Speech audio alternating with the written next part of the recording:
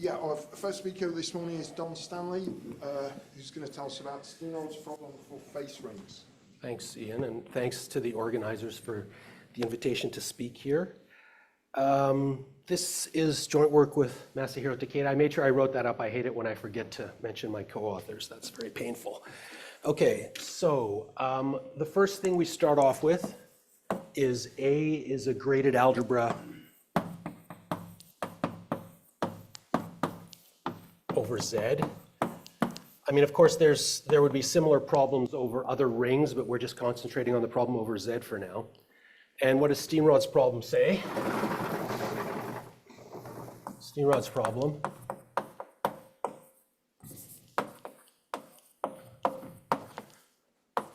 basically it asks if that graded algebra comes from a space. So does there exist a space X such that the cohomology of X with Z coefficients is isomorphic to A? That's Steenrod's problem, or the cohomology realization problem. There's many variants of that. You could look at a additional Steenrod algebra structure or something like that. So, and if yes,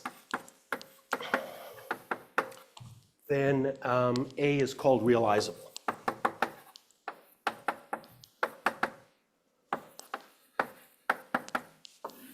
Is called realizable.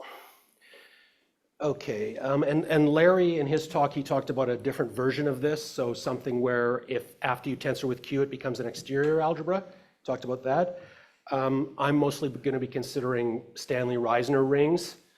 Right, so let's just talk about some various earlier versions of that, some examples of how that was solved. So if you look at A equals Z A modulo A cubed, so this is almost the simplest possible case you can imagine. This is essentially the Hopf invariant 1 problem. So it's already in this very simple case a complicated problem. And the other thing is you get that A is realizable.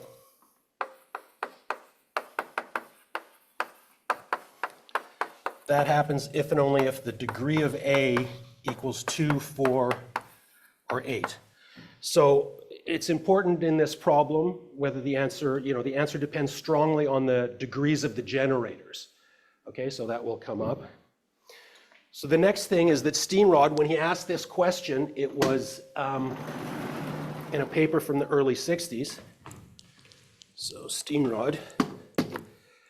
And Steenrod showed, so this is by Adams, and it's about 1960.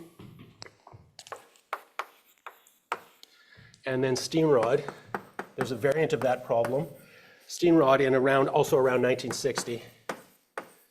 If you just have one generator and you have a polynomial algebra, is realizable.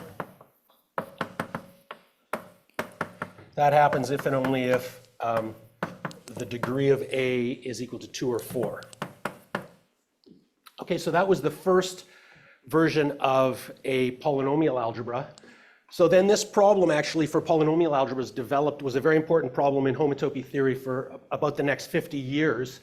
And a lot of important work developed out of it. And the theory of, say, p-compact groups was partially motivated by studying this problem. And then using p-compact groups, the problem was finally solved by Anderson and Grodel.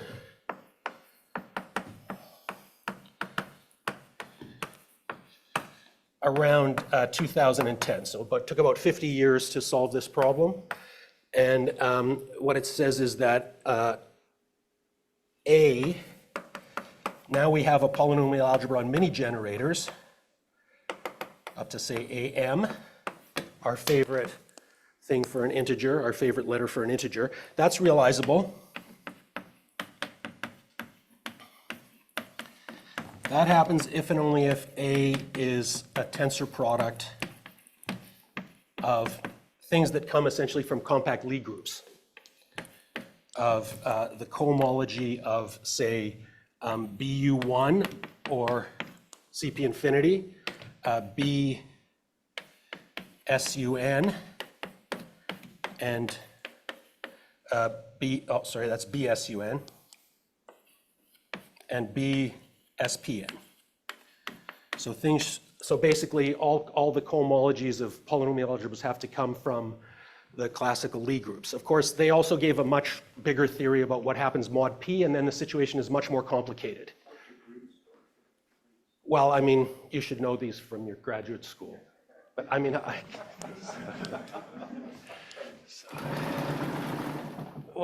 mean, basically this one is A2. This one would be like, so right now I'm writing the generators, and I'm writing the generators as subscripts. This one would be Z, A4, A6, every even degree up to 2n. And this one would be every degree divisible by 4 up to 4n. So A4, A4n. Okay. Right, so that took a long time. And as I said, it develops a lot of things. You know, Adams, Wilkerson, Dwyer and Wilkerson developing P-compact groups. And actually, Dietrich Nottbaum was also involved in this story at some point. Okay, so now I'm going to talk more about the case that I'm interested in this talk, which is back to something we've been talking about. So we have one of our favorite things. We have a simplicial complex, K, on some vertex set M, which is the integers from 1 to M. And then we have, out of that, we can construct SRK, which is the face ring of K.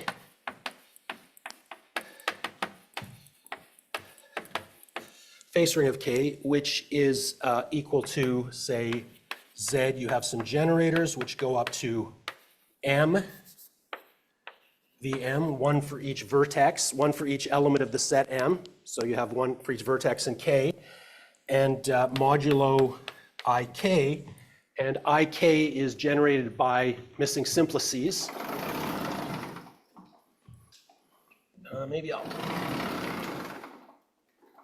Maybe I'll go like that. Okay, so, and Ik is generated by missing simplices.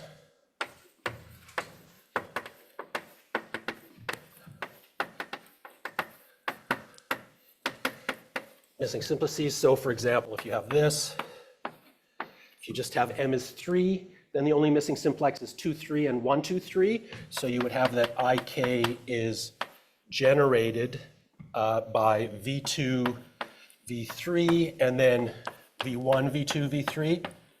Even though you really only have to add the minimal ones, you don't need this one. Formally, that's what you could write it as generated by. Okay, but you also need not just that, but as we saw, the degrees are important here, so we need something to keep track of the degrees. So we also have phi, which is a map from M into 2 times the natural numbers. All I mean is that, you know, the degree of each vertex is supposed to be even. That's all I'm saying by this, into 2n. Okay, it's supposed to be even. And then we would have a corresponding thing, which would be SR, which I'll sometimes denote as SRK, or if I want to emphasize the dependence on the degrees, I'll say SRK phi, and that's a graded algebra. And we really want to ask, when are these realizable? When are these particular graded algebras realizable? Okay, right, so the polynomial thing is going to be a special case of this. And of course, it's corresponding to the full simplex. And of course, it's already quite complicated, so we probably can't expect to solve this in full generality, I would say. Maybe there's some optimists, but I'm maybe too much of a pessimist, but I think it's a difficult problem. It's maybe possible, but let's do an example. So examples of these would be Davis-Yanuszkiewicz spaces, but so example. So if we have that for every I, the value of phi is 2 or 4, so we have that, well, phi of I, the degrees of the generators is 2 or 4, we get that it's realizable.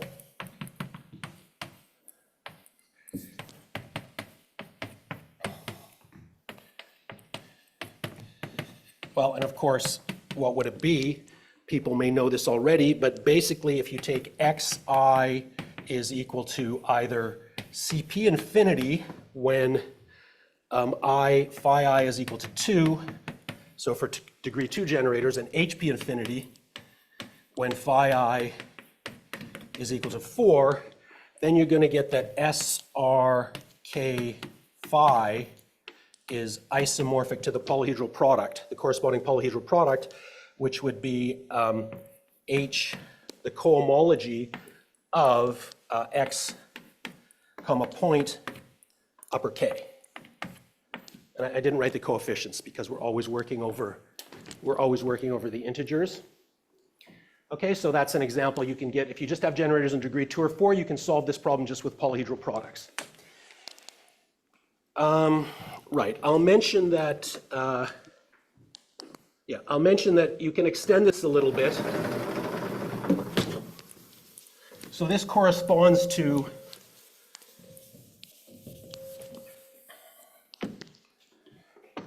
so if you look at SRK, that corresponds to polynomial algebras A1 up to AM modulo I, where I is square free monomial.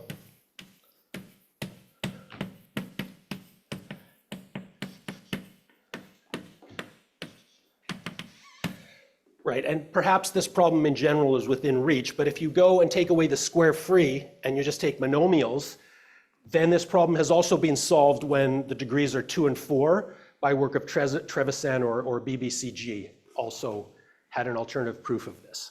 I think they only maybe did it in degree with the generators in degree 2, but the proof, at least Trevisan's proof, will work also when the generators are in degree 2 or 4.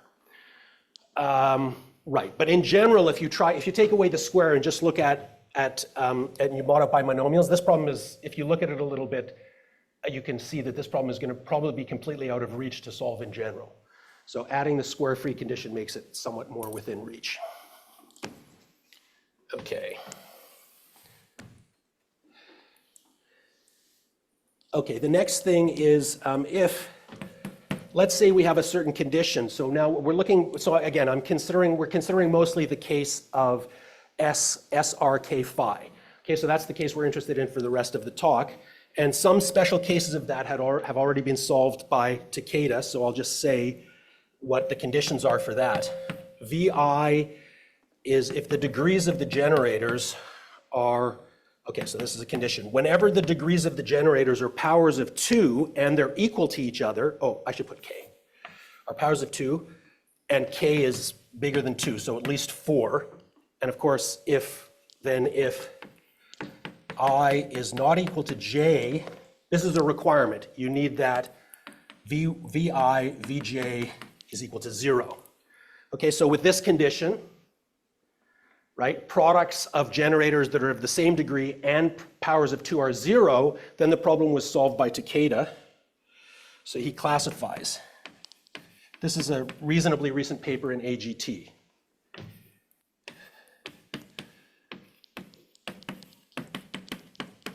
He classifies realizable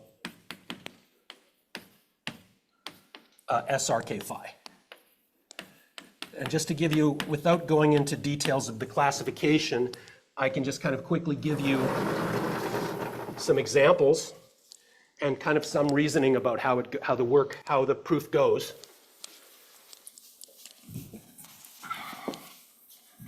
So for example, if you have something like this, if you have a K like this, 4 and 6, right? So that would be, basically that would be Z.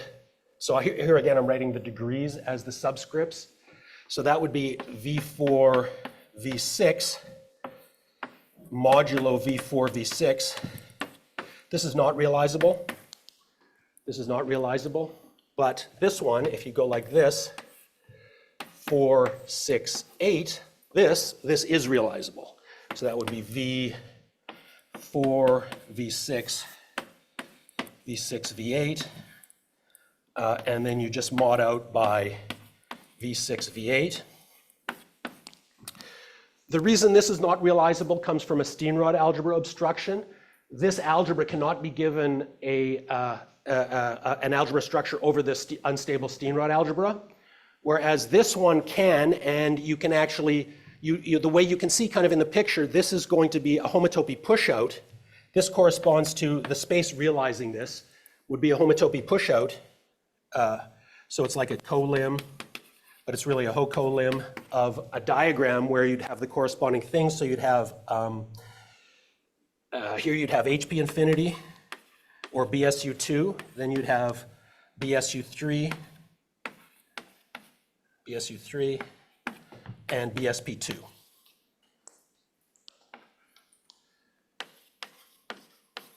And then if you take this homotopy colimit and you take the cohomology of that, you'll get this Stanley-Reisner algebra. Yes, please. When you take the polyhedral product using those three algebras and Anderson, you don't get any examples fit into the rubric of what you described. The example, like this construction here? I mean, I guess the ones where 2 or 4. Yeah, when it's 2 or 4, you're only, I mean, the thing is that, okay, let's say you tried to do this instead of with CP infinity and HP infinity, you did this with some of the other Lie groups, right? What's going to happen is you're going to have a whole bunch of generators that you might not want, right? Because to get a degree 8 generator, you'd also need a degree 4 generator or a degree 4 and 6 generator, but you might not want those. Yeah, they're all linked, so you can't get rid of those. So you could take polyhedral products of these things, but you're going to get some SRK, but not all. Right, so you have to kind of find a way of gluing them together, and you could do it like this with a homotopy colimit, and that's like, so Takeda kind of did this in a systematic way with some conditions, and then showed that, yeah, using the Steenrod algebra, it doesn't exist in all other cases, but only when we have these conditions here. Okay, in particular, you have products of the degree 4 generators are 0. Right. Okay, so now, yes, please.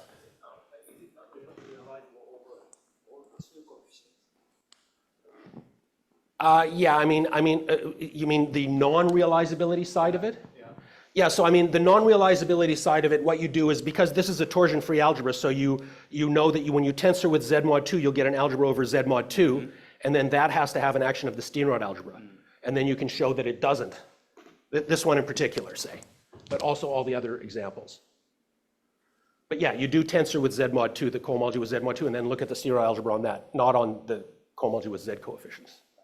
Okay, thanks. Any other questions?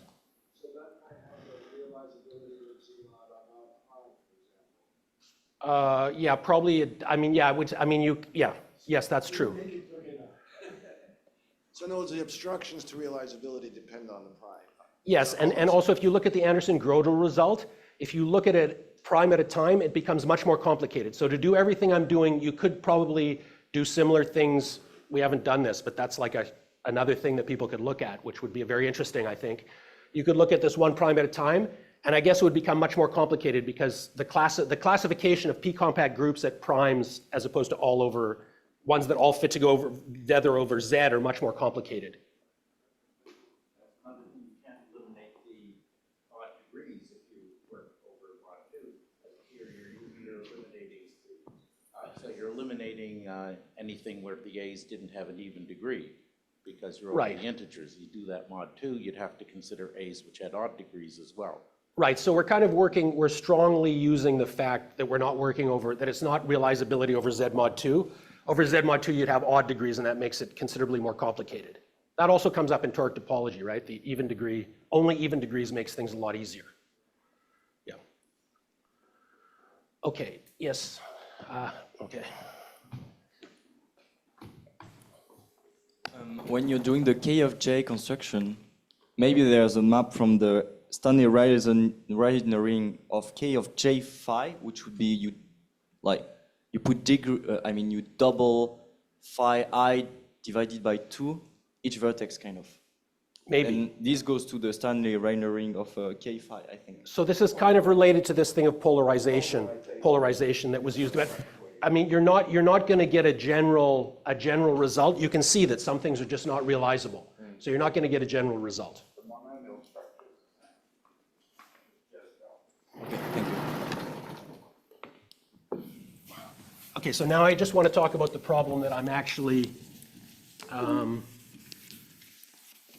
is the version of this problem that we're looking at in our joint work. So we're kind of stopping, we're no longer having, we want to look at what happens when we don't have that condition, and, but we want to look at the simplest possible case of that, say, that's non-trivial. So the next case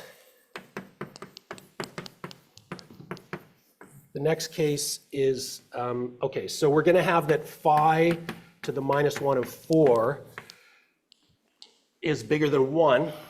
So we're going to have more than one. This, if you just have 1 degree 4 generator, it kind of fits more into that. And so, right, and we're going to have, so it's going to look like something like this, V4 and then V4 primed, so 2 generators in degree 4. But we're going to have with, and some other generators here, and then we're going to have that, well, V4 primed is not 0, so this would not fit into that setup there, right? That condition requires that if you have 2 degree 4 generators, their product has to be 0. So we're looking at the case where that's not 0. And so we're going to make further assumptions. So assume the degrees of the generators. So Vi, the degree of that is 4 or 6. We're only looking at degree 4 or 6 generators. And not only that, but all the relations are all of a particular kind. They're only really all triple relations between 6s are there. Okay, maybe I'll just write it out better. Okay, so we have that Vi, Vj. So we don't have any relations if, actually this is not quite right, but anyway, so if Vi, right, so only relations, okay. So maybe I should put it like this. So the relations are Vi, Vj, Vk is equal to 0 if the degrees, if phi of I equals phi of j equals phi of k, and of course they're distinct. I, j, k, distinct. Okay, so you always have that triple relation, and the only other relations are relations, quadratic relations between the 6s.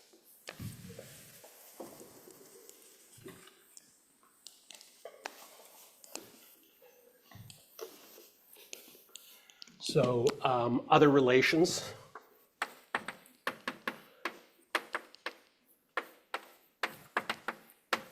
are of form Vi, Vj is equal to 0, where the I and the j are of degree 6. So these are the only relations. So in other words, there's no relation, so you have everything is generated in degree 4 and 6. There's no relations between the 4s and the 6s, or between amongst the 4s. There's only relations between the 6s. All triple relations between the 6s are there, so you don't have any two simplices. And all the other relations are just quadratic between the 6s. Whoops. Sorry, I lost my place.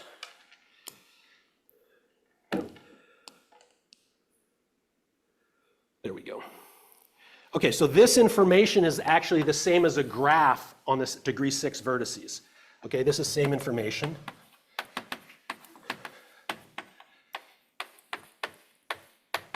Is the same as is a graph.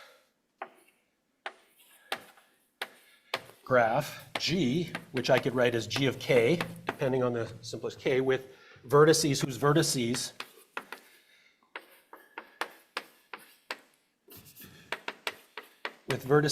phi to the -1 of 6. So in other words, the vertices are all the degree 6 generators, and an edge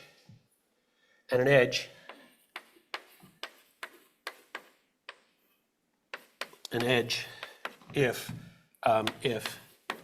Vi, Vj is not 0, right? If it's 0, then you don't have the edge, just like the normal Stanley-Reisner relations. Okay, so you can write it as a graph. And then, right, so another way to say this is you could write it like this. You could write it as essentially K would be equal to a simplex of degree, which would be the size, the number of degree 4 generators minus 1, and then you would join with this graph. That's what would be another way of describing the simplicial complex. Okay, and so we're looking at SRK of such K. Okay. Right, so then for a graph G, G is equal to VE. So I'll maintain this notation throughout the talk. So that's vertices and edges. We have that chi of G is the chromatic number.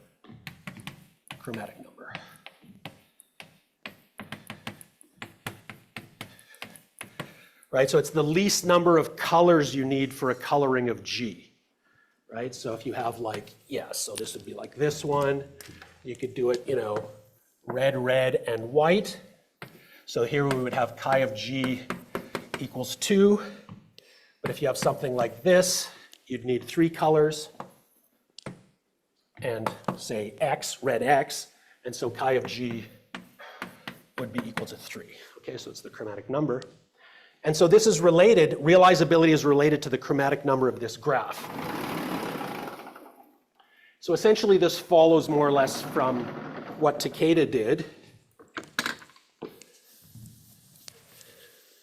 But just you can express it this way in terms of graph theory, which is theorem is that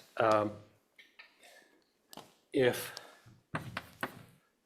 the chromatic number of this graph is of G of K is less than or equal to the number of degree 4 generators, this is basically Takeda, then you get that this SR K phi is realizable.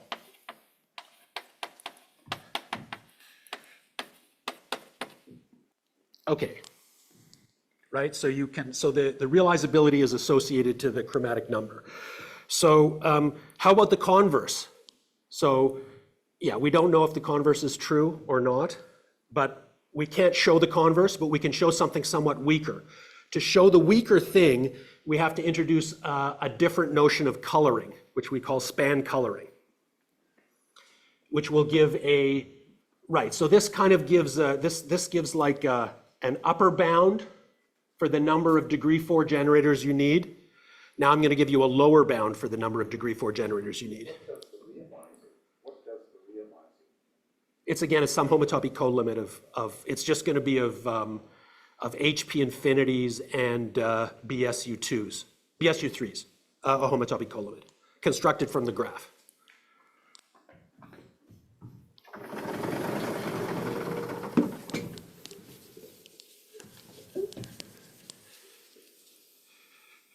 Okay, so I'm going to mention span coloring now. So we introduced a new kind of coloring, or we believe it's a new kind of coloring. We did look for this for some time and couldn't find anything like it. This would be a span coloring. We can do this over any ring or over any field, but I'm just going to talk about this span coloring over Z mod 2. So we have our graph with, I wrote the notation for a graph, it's VE. So an N span coloring, an N, well, I could say Z2 span coloring of G is a map. You label things now by not colors, but by vectors in Z mod 2 to the N. So the N span coloring says what the dimension is of the vector space that you label by. And the condition, of course, there's a condition that would be too easy if it was just like that. So that, well, the condition is that for every vertex of the graph, V and E there, if you look at this, the span of all the values, okay, so the value at V cannot be in the span of the link of V.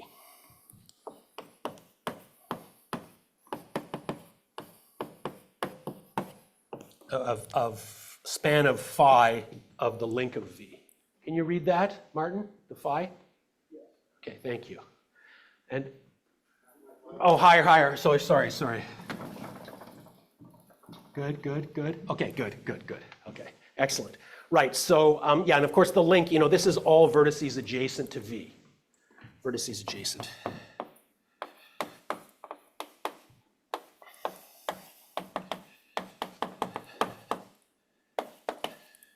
Okay, so I guess since I have to leave this here, I'll go over to the next board.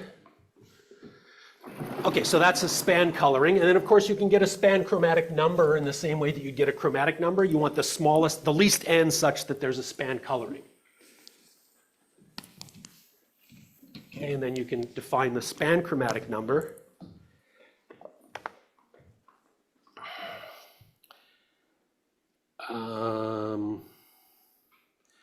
Yeah, so you get an associated chromatic number. So you could say Z mod 2 span chromatic number of G is the least n such that G has an n-span coloring.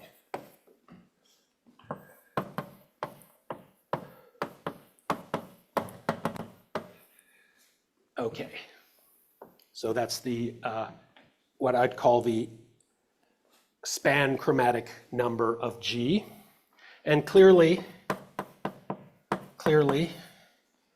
phi of G, okay, maybe I should put clearly in quotes. I mean, this really is clearly, but phi of G is bigger than or equal to Z mod 2 span phi of G. Okay, now why is because you can just use the standard basis vectors and just color by standard basis vectors, one for each color, and that will show you from that you can get that this is true. Okay, so I'll take off the quotes. It is clearly. Okay. Okay, and then the other thing is, but actually, okay, so this I won't really have time to talk about this probably, but there exists a G with this not equal. So these two things are not equal to each other already for n equals 3. Okay, they're not equal to each other. Okay, and the relation with Steenrod's problem is through the Steenrod algebra.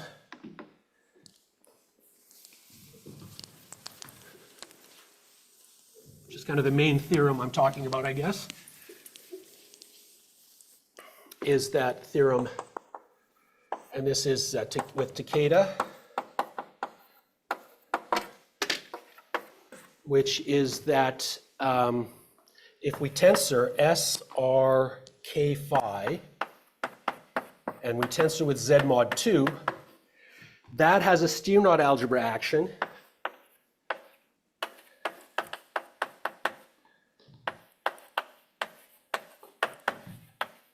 And I mean unstable, satisfying the unstable condition, unstable Steenrod algebra action. That happens if and only if the span coloring, the chromatic span chromatic number, Z2 span chi of G, is less than or equal to, again, it depends on the number of degree 4 generators, phi to the minus 1 of 4, the number of degree 4 generators. Okay, so if you compare that to this, right, so if the number of degree 4 generators is bigger than the chromatic number, you get realization, and if the number of degree 4 generators is bigger than the span chromatic number, you get a Steenrod algebra action. Okay, so this implies kind of a partial converse to that result there.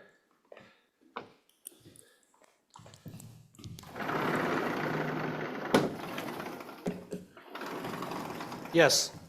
So that inequality is violated, what's happening, you violate one of the unstable relations in the Steenrod algebra? I'm curious. Yeah, basically, I mean, if that's what you do is you say, I mean, it's kind of the other way around. You show that if it's less than this, then you find a way of constructing a Steenrod algebra action. It's the unstable part that's not right. Well, the unstable, yes. Yeah. The unstable condition is important. Yes.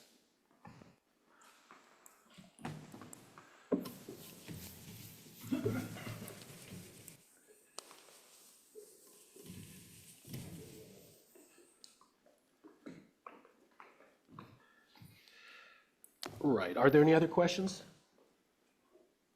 An example with a Steenrod algebra action, but not realizable. Yeah, that would be nice, but we don't. That's actually kind of what we, right, so the question is, so I can repeat it, and then, no, I mean, I don't, do I need the mic? I already have a microphone. No, yeah. Okay, yeah, Tony's question was, yeah, do we have any examples where it has a Steenrod algebra action but is not realizable? So that's, yeah, that's kind of the main question. Are there such examples or not? Yes? Why don't you come down to the Martin, In the Hoff invariant one problem, if you just look at the Steenrod algebra, you just get the condition on the generators as a power of 2. yes, But they're not realizable, obviously, for the higher Yes. powers of 2.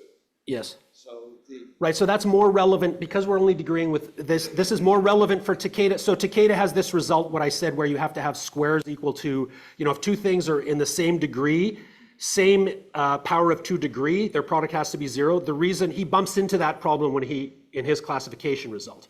This won't really be a problem here because we only have degree 4 and degree 6 generators. There's no higher generators. So really all that matters here is square 2 and square 4. Okay, so then as a corollary of that result is that S, K, SR, K phi is realizable.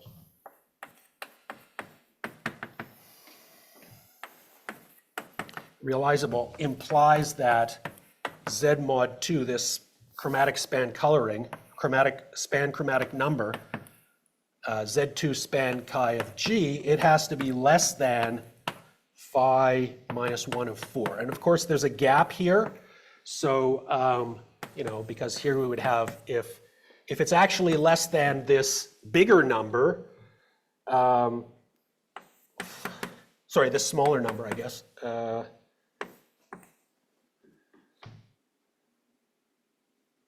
Right, then you get realizability. And the interesting thing is, what is the gap between these two things, right? And yeah. Okay, so I was just going to say, related to the gap, is, so we can define, as I mentioned before, we can define this over any ring. So you can take, so really this might be, this span chromatic number might be something interesting in graph theory. One way that it might be interesting would be that, well, we have that this is bigger than, sort of, we can define a Z, so something over Z, span chromatic number in a similar way. And this would be equal, this would be actually bigger. We know that this one is strictly bigger than the Z2 one, but this would actually be bigger than the supremum over all P of Z mod P span chromatic numbers of G. And we would ask, well, okay, so can this be equal? Are these equal? Is this equal? And now we're taking a supremum, so we don't know if this is equal. Is that equal? Is that equal? I guess I don't need quotes here. Is that equal? And is that equal? Of course, that would be kind of something that I would call too good to be true. That would mean that you can reduce kind of problems of coloring a graph coloring problems, chromatic number problems, to kind of this localizations of them, to local problems. And you would have, turning graph theory into kind of a localized thing. So this would be too good to be true, I think, but it was still an interesting question. Are these different or are they the same? And yeah, so this also might be interesting from the point of view of graph theory. One other thing, since I still have 5 minutes, is that right? Yeah. Okay, so one other thing I wanted to talk about is I can talk a little bit more about the... Right, so one thing we do a little bit about the proof.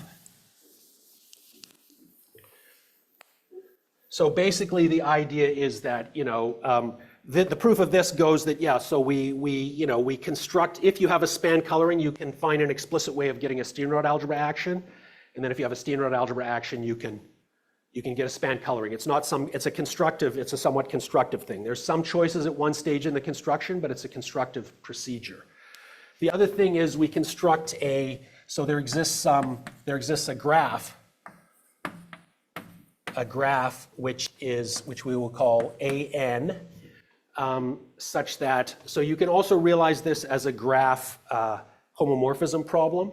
So there exists a graph AN such that G, hom G, comma AN is, hom G AN is not empty if and only if G has an n-span coloring. So this is kind of an analog of the result for normal colorings, where you have that hom G, if you take the complete graph on n letters, that this is not empty if and only if G has a coloring. G has a coloring, an n coloring.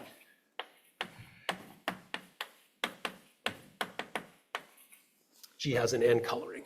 So, and then this is actually the graph that we use to, right, so it's an analog with the normal, yeah. So colorings correspond to homomorphisms from G into this graph, and n-span colorings correspond to homomorphisms from G into this other graph that we construct. The other thing is we found that, but we don't actually know the chromatic number of that, but we know that the chromatic number of, so if we take chi of AN, so of A3, of course there's one of these for every Z mod P, so chi of A3, we don't know actually if it's 4 or 5, right? So it's kind of bigger. This is what shows that showing that it's not 3 shows that the two chromatic numbers are different. But we actually don't know, we only have a 5 coloring, we don't actually have a 4 coloring. So probably there's a 4 coloring, but we don't know. So that's kind of another problem you could look at is, you know, what is, you know, what is the chromatic number of all of these AN, and similarly for different primes. So we have a result kind of like this for different primes, that it's not always the same. For every prime, there's always some n for which they're different. You get different, it doesn't agree, the number here doesn't agree with the chromatic number. But yeah, we don't know how to compute the chromatic number of these graphs. It's kind of like, I think it has like 28 vertices or something like that. So no, I could draw, it kind of looks like something like this locally. It's like, it's something like this. And then, you know, that kind of wraps around on itself. It has a bunch of, it can be covered by a bunch of, all of the AN can be covered by a bunch of KNs. It has a covering by, and that's kind of how the proof of the difference goes, that it's not, that this is not equal to 3. We do some kind of counting argument that if there's a map into K3, then you count something and the numbers don't add up. So you get, that's how you prove that they're different. But yeah, so it looks like something that's covered by KNs in general, and this would be what A3 looks like, but it's, of course, it goes out, yeah, more than that. So, thanks.